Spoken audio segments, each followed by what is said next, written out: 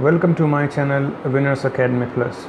Today we're going to talk about Kamala Harris, who has been nominated as the vice presidential candidate for 2020 elections by the Democratic Party in the US.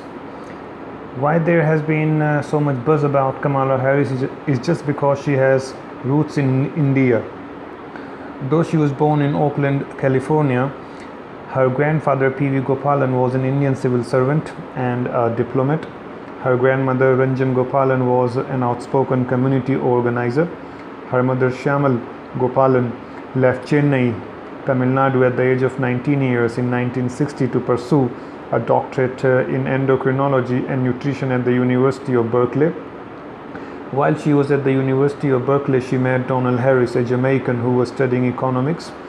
They married and had 2 daughters before divorcing when Kamala was 7 years old. Kamala will be the first black and Indian American on a major US party ticket. Kamala was California's first black and Indian origin Attorney General, and she has now also become the first Indian origin and second black woman to join the Senate. Senate is the upper chamber of the US Congress, and the lower chamber of the US Congress is called the House of Representatives. Like in India, Parliament has 2 chambers, 2 houses, the upper house and the lower house. The upper house is called the Rajya Sabha and the lower house is called the Lok Sabha. The same way, US Congress is made of 2 chambers. The upper chamber, like I said, is the Senate, and the lower chamber is the House of Representatives. Though Kamala considers herself black, but she has also spoken of her Indian roots time and again. Now let's talk about why she has been chosen as the vice presidential candidate for 2020 elections. Well, the Indian Americans are the best educated and highest earning ethnic group in the US and are becoming politically assertive. Second, by 2045, the US is expected to be a minority majority country, with the white population falling below 50% for the first time. And Kamala Harris caters to 2 communities over there in that sense. She has Indian roots, so Indian community might be wooed in that fashion, and then she also belongs to the black community over there, so she is going to expect and draw plenty of traction there in that community too. And third, Democratic Party over the years has been seen as someone who is not very friendly with the respective Indian governments. Even recently, some of the Democratic leaders, including Harris, criticized Indian policies regarding Kashmir, the abrogation of Article 370, the communication blockage, and the arrest of political leaders over there, and the passage of CAA, the Citizenship Amendment Act. On the contrary, Donald Trump has been seen with Narendra Modi on many occasions, and both have showed lots of camaraderie on the political stage. If you remember, then last year it was Narendra Modi who was at the Houston joining Howdy Modi rally over there, and he even requested the Indian community over there to vote for Trump. And Trump, who was the guest of Indian government early this year in the month of March, was seen sharing stage with Narendra Modi at Ahmedabad.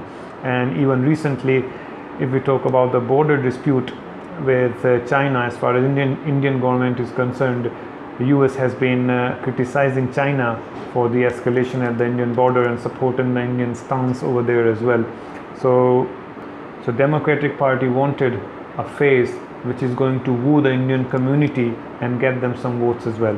Now she is considered to be a very dynamic leader as well, and Joe Biden, who is 78 years old at the minute, if he happens to win the election, then he's going to be the oldest president of the United States, and then the vice president in that case has to be ready to take on the mantle from him, and it could be as soon as early as 2024, the next election, because the term for the US president is for 4 years. So next election is going to be in 2024, and she could be the presidential nominee and possibly the first woman president of the United States. And if she happens to become the US president in 2024, then it would be pretty interesting to see how the Indo-US relations are going to forge, how the Indian-US relations going to go further. Like I mentioned earlier, the Democratic Party has not been known as someone who's been very friendly with the successive respective Indian governments, but Kamala Harris, having Indian roots, could have a different approach altogether towards the Indian government, and it would be interesting to see how she deals with her Indian counterparts. I hope you guys like the video and the points that I brought up here, the insights that I gave you, and the current affairs, be it national or international, is of utmost significance as far as competitive examinations are concerned. So I hope you liked the videos, and if you liked it, please press the like button, and also don't forget to subscribe to my channel. I'm going to bring more such videos which are going to enrich your current affairs. So please don't forget to subscribe my channel. Thank you very much for watching the video.